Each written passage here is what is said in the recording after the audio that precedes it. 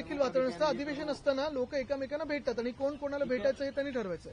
पण एक तुम्हाला सांगतो, स्पष्टपणे सांगतो की महाराष्ट्रामध्ये सरकार आता बहुमताचं निवडणूक आयोगाचं बसलेलं आहे. त्याच्यात भाजपा एक घटक पक्ष आहे, मग मिंदे गट आहे आणि एक फुटलेली राष्ट्रवादी आहे.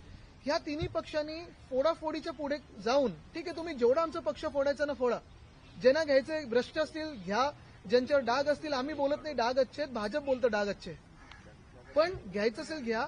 हे सगळं झाल्यानंतर जनतेचे प्रश्न जे आहेत आणि तुमच्या जाहीरनाम्यात जे प्रश्न होते किंवा मांडलेले विषय होते त्याच्यावर कधी काम करायला लागणार आहे. गेले तुम्ही 3 महिन्यातलं जे काही महाराष्ट्रातलं चित्र आहे बघा, कशावरनं वाद चाललेत. पहिलं मुख्यमंत्री कोण होणार, त्याच्यावरनं 10-15 दिवस काढले होते. ती शपथविधी झाल्यानंतर विस्तार कधी होणार, त्याच्यात कोण मंत्री बनणार, जॅकेट कोणी शिवलेत कोणी नाही शिवलेत त्याच्यावरनं वाद होता.